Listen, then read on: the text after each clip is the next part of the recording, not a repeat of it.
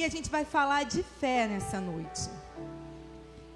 Apesar da gente ouvir sempre, nós somos guiados pela fé. Então nós precisamos falar de fé. Nós já temos um texto que a gente sempre fala quando a gente pergunta o que é fé. O que é fé, irmãos?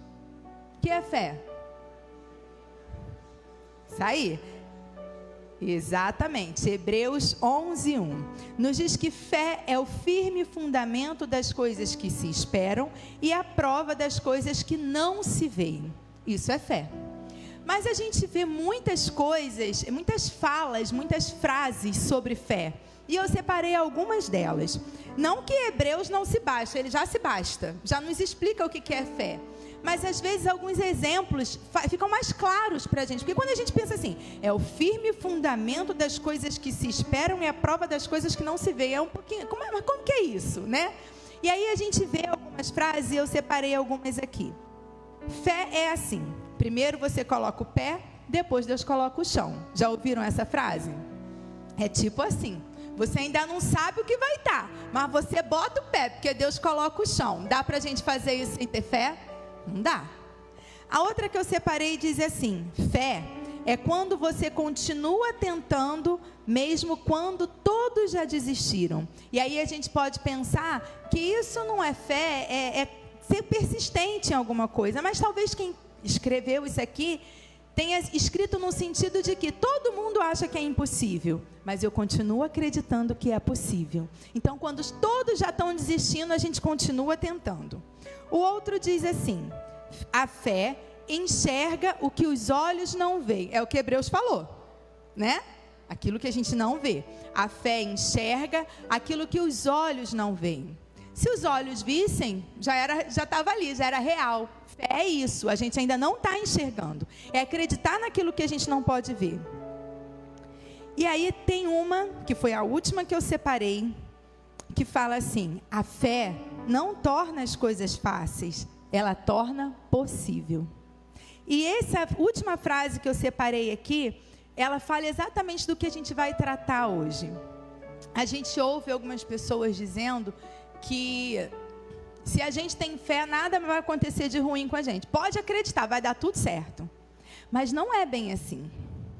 A fé, ela não torna as coisas fáceis, ela torna possível. E aí, para a gente falar sobre isso, nós vamos ler o texto de 2 Reis 4, de 1 a 7. É um texto conhecido, 2 Reis 4, de 1 a 7. E a gente vai conhecer uma história de uma pessoa que teve fé. Talvez você já conheça essa história, mas a gente vai pensar nela mais uma vez. E eu quero que você esteja com seu coração aberto para ouvir a voz de Deus, entender o que Deus quer falar com você, porque talvez eu esteja falando de um jeito, mas Deus quer falar de outro no seu coração. Então abre teu coração, abre teu ouvido para observar e entender aquilo que o Senhor quer falar com você de um jeito especial nessa noite. 2 Reis 4, de 1 a 7, diz assim: e uma mulher das mulheres dos filhos dos profetas chamou a Eliseu dizendo: meu marido, teu servo, morreu, e tu sabes que o teu servo temia ao Senhor. Porém veio o credor para levar os meus 2 filhos para serem seus escravos. E Eliseu lhe disse: que te hei de fazer? Dize-me, que é o que tens em casa? E ela disse: tua serva não tem nada em casa, senão uma botija de azeite. Então disse ele: vai, pede emprestada de todos os teus vizinhos vasilhas vazias, não poucas. Então entra e fecha a porta atrás de ti e de teus filhos. Então deita o azeite em todas aquelas vasilhas e põe à parte a que estiver cheia. Ela foi e se trancou com os seus filhos. Eles lhe traziam as vasilhas e ela as enchia. E sucedeu que, enchendo todas as vasilhas, disse ao seu filho: trazei-me ainda uma. Porém ele lhe disse: não há mais vasilha alguma. Então o azeite parou. Então veio ela e o fez saber ao homem de Deus, o qual lhe disse: vai, vende o azeite, paga a tua dívida, e tu e teus filhos viverei do resto. Pai, em nome de Jesus, eu quero mais uma vez pedir, Deus, que o Senhor esteja me usando nessa noite para transmitir a Tua palavra ao coração dos meus irmãos. Fala, Deus, como o Senhor já falou ao meu coração, e que nós possamos ter fé, que nós possamos renovar a nossa fé nessa noite, Pai. Em nome de Jesus. Amém. Então, irmãos, nesse texto, a primeira coisa que eu quero te falar é que coisas ruins também acontecem com pessoas boas. No versículo 1, essa mulher chega para Eliseu e ela fala assim: meu marido, teu servo, morreu, e tu sabes que o teu servo temia ao Senhor. Ou seja, o marido dessa mulher, ela era uma viúva, né? O marido dela tinha morrido, mas o marido dessa mulher morreu, passou por um problema e morreu. Mas ele era um servo fiel. Ele era fiel a Deus, ele estava ali trabalhando com o profeta, e provavelmente toda aquela família servia ao Senhor de coração, sendo fiel. Os profetas, naquele tempo, as pessoas que trabalhavam no sacerdócio, eles não tinham fazendas, eles não tinham propriedades grandes, porque a dedicação da vida deles era para as coisas do Senhor, para a obra do Senhor, para o sacerdócio. E ela vivia ali junto com seu marido. Só que esse homem morre. A primeira coisa que acontece, ele morre. E aí fica ela viúva com 2 filhos. Naquele tempo, as viúvas não tinham renda própria. E como ele não tinha algo para deixar ali de herança para aquela família, eles começam a passar necessidade, a ponto de os credores quererem os seus filhos como pagamento. E para a gente isso é um absurdo, mas naquela época a lei permitia isso. Se alguém tivesse uma dívida, os credores podiam pegar os seus filhos como pagamento até que aquela dívida fosse paga. E isso era normal. Então aquela mulher, ela não adiantava ela recorrer ao rei, porque eles estavam dentro da lei. O que eles iam fazer? A lei permitia. Então não adiantava ela recorrer ao rei. Ela recorreu ao profeta. Ela recorreu a quem ela sabia que podia ajudar, não pela justiça do homem, mas pelo que Deus podia fazer na vida dela. Ela recorre àquele que conhecia o marido dela, conhecia a história dela, conhecia a família dela, sabia o que ela estava passando. Mas a gente pode pensar, mas se eles serviam tão bem a Deus, por que passaram por coisas ruins? Por que passaram por necessidade? Ao ponto da possibilidade dela perder os seus filhos como pagamento de dívida.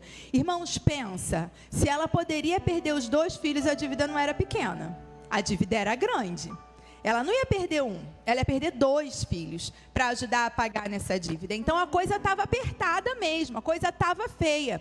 Então, o que eu quero te falar é que coisas ruins acontecem com pessoas boas, só que muitas vezes a gente acha que não é assim. A gente acha que porque a gente serve a Deus, nada vai nos tocar, né? E a gente até canta algumas músicas assim: somos intocáveis, nenhum mal pode nos atingir. E a gente ouve e a gente repete isso porque a gente ouve isso. E muitas vezes, quando a gente começa a passar pelas coisas ruins, eu aprendi que eu sou intocável. E aí, de repente, algo ruim acontece comigo, então Deus não é tão bom quanto o povo diz que é, porque aconteceu coisa ruim comigo, ou então a minha fé não é tão forte, ou então eu não sou uma serva tão fiel. Não, irmãos, coisas ruins acontecem com todo mundo, como coisas boas acontecem. A diferença é como a gente passa por elas. Como eu passo pelos momentos ruins é que vai fazer toda a diferença. Como eu vou sobreviver, como eu vou ultrapassar, como eu vou passar pelo vale da sombra da morte é que vai fazer a diferença na minha vida. Mas infelizmente nós estamos sujeitos às mesmas coisas que qualquer outra pessoa. A segunda coisa que eu quero te falar é para você valorizar o que você tem. No versículo 2, ela diz assim, tá falhando aqui, tá dando uns negócios assim. Tá dando para falar, mas ele tá dando uns picote. Depois tu me diz qual aqui. No versículo 2 diz assim: Eliseu lhe disse, que te hei de fazer? Dize-me, que é que tu tens em casa? E ela disse, tua serva não tem nada em casa, senão uma botija de azeite. A primeira coisa que, quando Eliseu pergunta, o que você tem em casa? Eu vou fazer o que por você? O que você quer que eu faça? Eliseu já sabia o que podia fazer. Deus já sabia o que podia fazer. Mas ele queria ouvir dela o que ela precisava. Então ele pergunta para ela, vem cá, o que você quer que eu faça? E ele pergunta, o que é que você tem? A primeira resposta dela é, eu não tenho nada. Aí ela lembra que ela tem um pouco de azeite em casa. Irmãos, valorize o que você tem, porque Deus nunca te deixa com nada. Sempre tem alguma coisa. Sempre fica alguma coisa que você pode usar e que Deus vai multiplicar e que Deus vai te usar a partir dali. Ela lembrou que ela tinha um pouco de azeite. Primeiro ela fala assim, eu não tenho nada, porque na cabeça dela, aquele pouco de azeite não resolvia o problema dela. Não estamos falando da fé. Estamos falando do que ela tinha, do que os olhos dela viam. Pelo que os olhos dela viam, pelo que ela estava conhecendo, percebendo, aquele pouco de azeite não resolvia, não ajudava, não pagava as dívidas dela. Mas ela não deixa passar aquele pouco de azeite, ela lembra que ela tem aquilo. Apesar de achar que aquilo não vai ser bom, ela lembra que tem aquilo ali. Acho que não é esse não. O outro, peraí, gente. Esse?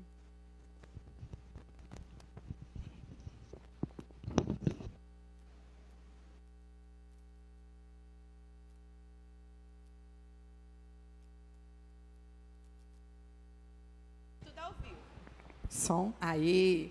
Então ela lembra que ela tem um pouco de azeite. Por que ela não falou de imediato? Porque para ela aquilo não resolvia o problema dela. Mas ela coloca. Quando ela lembra, ela fala o que ela tem. Apesar de achar que não resolvia. Ela lembra e ela fala para o profeta. Então, aproveite aquilo que você tem.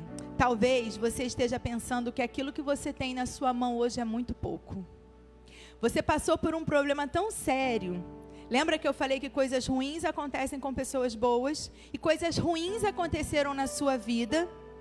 E você acha que tudo está perdido. Você não tem mais aquilo que você precisava. Aquilo que te fortalecia, aquilo que te movia, aquilo que te trazia alegria, aquilo que te trazia esperança, aquilo que te trazia recursos, você não tem mais.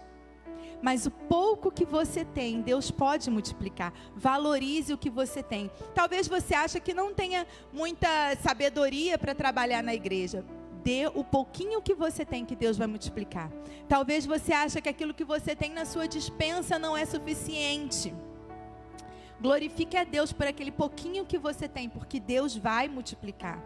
Talvez você ache que a sua alegria foi embora. Olha ao seu redor. Perceba o que Deus deixou com você, porque Ele vai usar aquilo que está na sua mão, ainda que você ache que seja pouco, ainda que você ache que aquilo não faz diferença, ainda que você ache que aquilo ali não vai mover nada, aquilo não vai abençoar ninguém, aquilo não vai te prosperar, aquilo não vai... Observe o que você tem. Olha ao seu redor, veja quem está perto de você, veja o que está dentro da sua despensa, vê aquilo que Deus te beneficiou, os dons e talentos que Deus te deu, e coloca tudo na mão dele. Valoriza, por menor que seja, aos seus olhos. Aquela mulher nem lembrava que ela tinha aquele azeite, porque era muito pouco para ela. Mas ela colocou na mão de Deus. Ela lembrou e ela falou para o profeta. Então hoje, recorde-se daquilo que Deus deu na sua mão. Recorde-se daquilo que você tem. E coloque na mão de Deus. Para que Ele faça prosperar. Para que Ele traga novamente a sua alegria, a sua tranquilidade, a sua paz. A partir daquilo que você já tem. Às vezes a gente fica esperando coisas chegarem na nossa vida. E a gente já não percebe que já está ali, ó, na nossa cara. A gente só não está sabendo usar. A gente só não está sabendo colocar na mão daquele que vai fazer multiplicar. A gente não está colocando na mão daquele que faz prosperar. A minha cunhada, ela fala muito, a Bárbara, ela fala muito sobre mente próspera, né? Por causa do trabalho dela. E é isso. É acreditar que a prosperidade vem do Senhor. E quando a gente fala de prosperidade, a gente não está falando de ficar sentado e receber coisas vindo de Deus, porque não foi isso que aconteceu com ela. Ela não ficou sentada e de repente tudo apareceu na vida dela, os credores desistiram de cobrar e pronto. Não foi isso que aconteceu. Foi muito mais que isso. O texto nos conta que ela conseguiu, a gente vai chegar lá, mas eu já vou dar o spoiler, né? A gente já leu o texto. Ela pagou a dívida e ainda ficou vivendo do que sobrou. Olha isso, é muito mais. Talvez o que ela quisesse fosse que o profeta apenas pagasse a dívida dela. E para ela já estaria bom.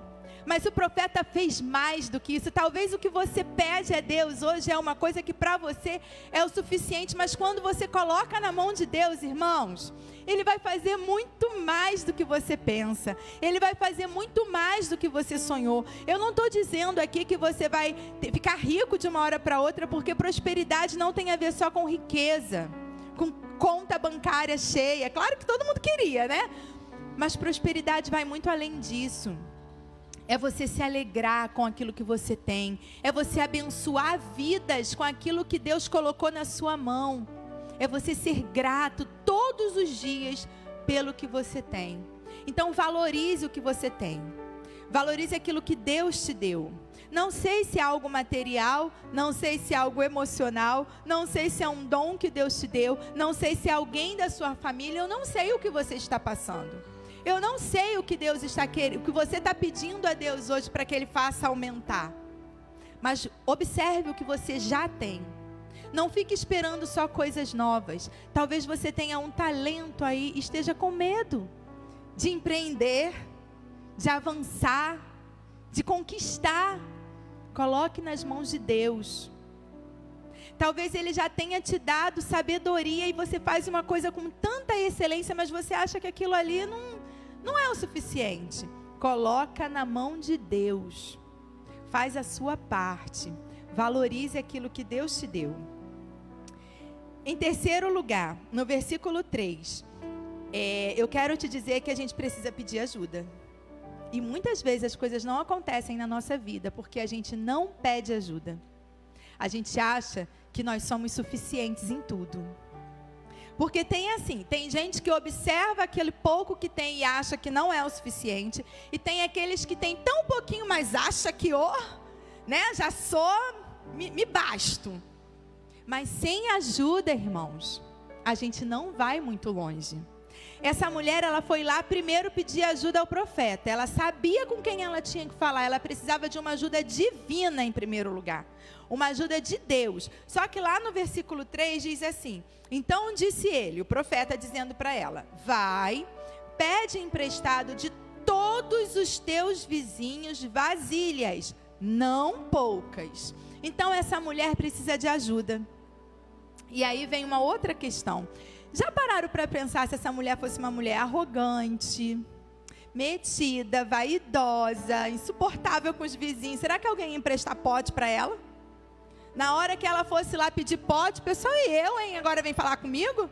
Nem olhava para minha cara, agora quer pedir pote emprestado? Olha aí como é que a gente precisa refletir a glória de Deus em todos os lugares. A gente precisamos nos dar bem com os nossos vizinhos, com as pessoas que estão ao nosso redor, com as pessoas com quem nós convivemos. Muitas vezes a gente não consegue pedir ajuda porque a gente acha que se basta e a gente nem olha para baixo, a gente só anda assim, nem olha quem está do lado. E aí como que vai pedir ajuda? Mas o profeta manda ela pedir potes para todos os vizinhos e fala, não é pouco não. Então eu imagino que ela foi lá na casa do vizinho, né? Os filhos foram lá na casa do vizinho e pediram, me arruma uns potes aí emprestado. E aí de repente não, me dá mais um pouquinho. Eu não quero pouquinho não, imagina. Porque não foram poucos potes. Eles pediram para todos os vizinhos. Irmãos, nós não conseguimos ir longe sem ajuda. A primeira ajuda que a gente precisa é a ajuda de Deus, que vai até nos orientar a quem pedir ajuda. Mas nós precisamos uns dos outros. Pedir ajuda faz com que a gente reconheça que a gente não consegue sozinho, né? Se eu consigo sozinho, eu não preciso de ajuda. Então, quando eu começo a pedir ajuda a alguém, a primeira coisa acontece dentro de mim.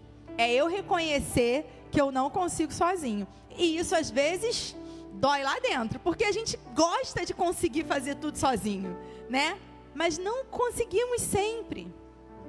A gente precisa um dos outros. A gente precisa daqueles que estão na nossa casa. A gente precisa daqueles que estão ao nosso redor, na nossa vizinhança. A gente precisa daqueles que estão na igreja. E a gente precisa daqueles que estão no nosso trabalho. A gente precisa sempre de alguém. Às vezes vamos imaginar que você vende uma coisa que o teu vizinho do lado está doido para comprar. Mas ele não sabe o que você vende. Você nunca falou. Porque talvez você tenha vergonha de dizer, eu vou ficar vendendo, não, né? E talvez aí, por que não vai para frente? Você nem falou para ninguém. Não pede ajuda quando você precisa. Tá difícil de carregar, a dor tá forte, pede ajuda, não é vergonha, chora. Fala dos teus problemas. Talvez a pessoa que possa te ajudar está do teu lado. Talvez esteja muito próximo de você e você não pediu ajuda a quem podia te ajudar. Pede a Deus direção. Pede a Deus orientação. Para que você faça as parcerias certas. Para que você chore no ombro certo. Para que você, caminhe com as pessoas certas. Porque a gente também não pode caminhar com qualquer um. Mas primeiro ela pediu ajuda ao profeta. E ele disse a ela a quem pedir ajuda. Peça ajuda a Deus e peça a Ele para te direcionar àquelas pessoas que podem te ajudar. E às vezes de onde a gente menos espera é que vem a ajuda que a gente tanto precisa. Às vezes você espera de uma pessoa que não pode te ajudar. E outro que você nem contava é aquele que vai te surpreender. Porque Deus vai usar essa pessoa. Porque Deus vai fazer com que essa pessoa enxergue em você a necessidade ou a oportunidade de abençoar. E seja você também bênção na vida de outra pessoa. E normalmente quando alguém te ajuda, essa pessoa é ajudada também por você. Então peça ajuda. Pedir ajuda, como eu disse, faz a gente reconhecer que a gente não pode sozinho. Mas é isso mesmo, a gente não pode sozinho. Olha quem é Jesus. Deus. Ele trabalhou sozinho, irmãos? Não, ele poderia, mas ele pediu ajuda. Ele convocou pessoas para trabalhar junto com ele. Ele poderia sozinho, não poderia? Poderia, Deus. Mas ele não fez isso sozinho. O ministério de Jesus foi um ministério com ajuda, com apoio, com colaboração. As pessoas estavam ao redor, observando quem precisava. Os discípulos estavam caminhando com ele e ajudaram a Jesus. Deixar bem claro, eu não estou dizendo que Jesus precisava daquela ajuda, porque senão ele não conseguia o ministério. Ele poderia sim, ele era Deus. Mas ele nos ensinou que a gente não deve fazer sozinho. Que a gente deve contar com o outro, que a gente precisa de ajuda. E que essa ajuda pode fazer com que o nosso ministério cresça muito mais. Porque a gente vai ver o quanto os discípulos trabalhavam até depois da morte de Jesus proclamando o Evangelho. Então a gente precisa de ajuda. O quarto ponto, seja honesto e dê testemunho. Quando essa mulher volta para falar com o profeta, porque ela volta para contar o que aconteceu. Ela volta para agradecer. Um outro ensinamento que eu não coloquei aqui, mas é um outro ensinamento. Às vezes a gente pede a benção de Deus, a gente pede ajuda para alguém, e quando a gente consegue aquilo que a gente queria, a gente continua em frente e a gente nem volta para agradecer. A gente tem outros testemunhos aqui na Bíblia que falam sobre isso, né? Ela volta, ela vai contar para o profeta o que aconteceu, ela vai agradecer. Eu acredito que ela tenha ficado assim, eu fico imaginando a cena, né? Ela com aquele monte de pote. E a fé dessa mulher fez com que ela percebesse o pouquinho que ela tinha. Mas eu imagino que a fé dela fez com que a coisa prosperasse, né? Porque pensa bem, acabou de jorrar o azeite quando? Quando acabaram os potes, certo? Então, se a fé dela tivesse sido pequena e ela pegasse só uns potes, ia ter pouco azeite. Mas ela pegou tudo que ela podia, ela e os filhos dela. Até que quando acabaram os potes, acabou o azeite, acabou de jorrar. Então você imagina, aquela mulher vai lá, fala com o profeta, e ele fala, olha, pega o pouco do azeite que você tem, e vai colocando esse azeite nos potes. Então primeiro a gente pensa assim, mas eu tenho pouco, eu vou transferir de um pote para o outro? Que diferença que isso vai fazer? Vou tirar de um pote e colocar no outro pote. Que diferença que isso faz? Mas ela foi assim mesmo. Só que conforme ela ia colocando, aquele azeite não parava. E ela ia enchendo outros potes e outros potes e outros potes. E todos os potes que ela tinha. Lembra que eu falei lá atrás que a dívida não era pequena? Mas agora o que deu de azeite, irmãos, vai pagar a dívida. E ela ainda vai viver com os seus filhos do que sobrou. Ele não está falando assim, olha, paga a sua dívida e enche a sua despensa. Não foi isso que ele falou. Ele não falou, paga a sua dívida e compra algumas coisas aí para um mês. Não foi isso que ele falou. Ele falou, paga a sua dívida e vive com os seus filhos do que sobrou. Irmão, foi muito azeite. E aí a gente pensa assim, mas o azeite naquela época, ele tinha uma importância muito maior do que tem hoje.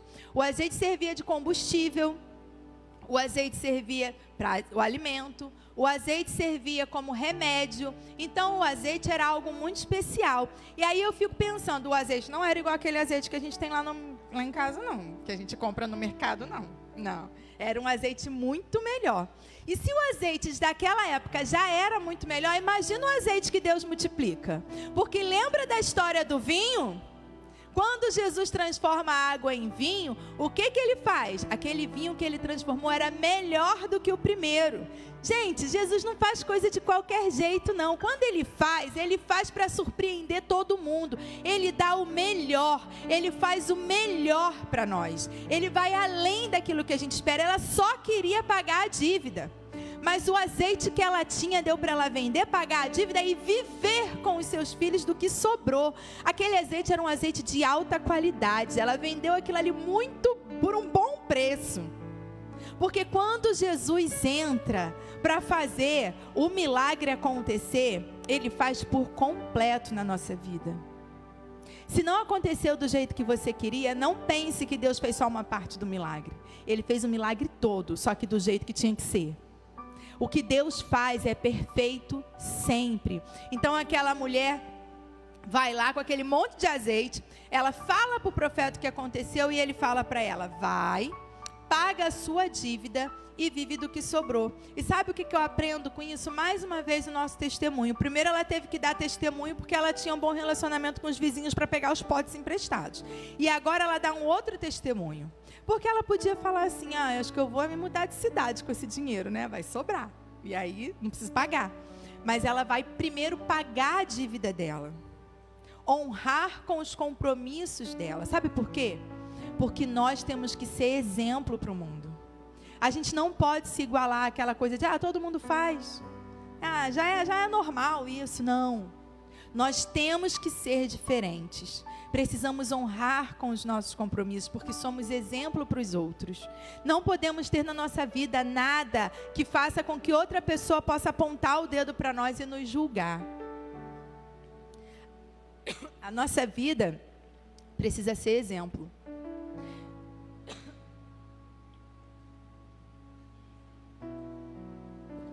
A nossa vida tem que ser testemunho. Imagina, gente, o testemunho. Eu fico pensando assim, aqueles vizinhos devem ficar pensando, essa mulher está doida, por que ela quer tanto pote? Vai vender nossos potes? Será? Vai fazer uma feirinha aí com nossos potes? Com certeza as pessoas ficaram sabendo o que aconteceu. Com certeza, imagina, uma mulher que estava arriscado perder os filhos, agora de uma hora para outra ela paga as dívidas e vive bem? Todo mundo ficou sabendo o que aconteceu, irmãos. Porque quando Deus faz o milagre, Ele não é só para você. Ele é para servir de testemunho para os outros. As pessoas vão ver que esse Deus poderoso, Ele ainda age. E vai servir de testemunho para as outras pessoas. Nós precisamos testemunhar. E o maior testemunho é uma vida que agrada a Deus. Como anda a nossa vida? E eu não estou aqui para julgar você, que eu não sei da sua vida, não sei mesmo, irmão. Mas não sei mesmo, eu fico sabendo nem das coisas que acontecem às vezes na minha família. Mas você sabe como anda a sua vida. E é você e Deus. Como anda o seu relacionamento com Deus? Como anda a sua fé?